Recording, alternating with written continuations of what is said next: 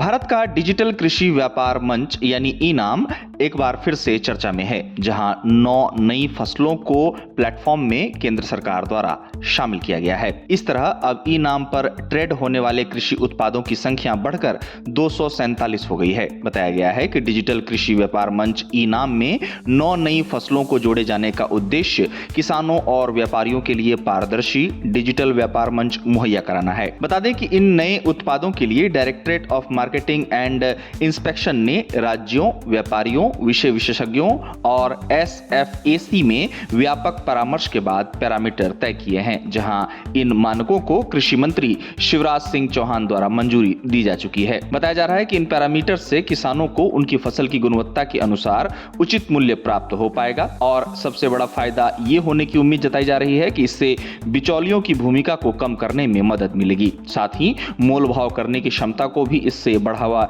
मिलने की बात कही जा रही है। गौरतलब है कि अभी तक ई-नाम पर 238 फसलों के पैरामीटर्स तय थे, पर अब 9 नई फसलों के जोड़े जाने के बाद ई-नाम पर फसलों की संख्या 247 हो गई है। आपको बता दें कि अब ये सभी पैरामीटर्स ई-नाम पोर्टल enam.gov.in पर उपलब्ध हैं। सरकार का कहना है कि यह कदम कृषि व्यापार को गुणवत्ता आधारित, पारदर्शी और किसान हितैषी बनाने की दिशा में एक बड़ा कदम है। इससे किसानों को बेहतर बाजार पहुंच, उचित दाम और आर्थिक सशक्तिकरण सुनिश्चित होगा। गौरतलब है कि ई-नाम को 14 अप्रैल 2016 को लॉन्च किया गया था और इसका मकसद किसानों को उनकी उपज बेचने के लिए एक एकीकृत राष्ट्रीय बाजार प्रदान करना है और इसकी स्थापना के बाद से ही किसानों को अपनी उपज की उचित कीमत प्राप्त करने की दिशा में मदद मिली है।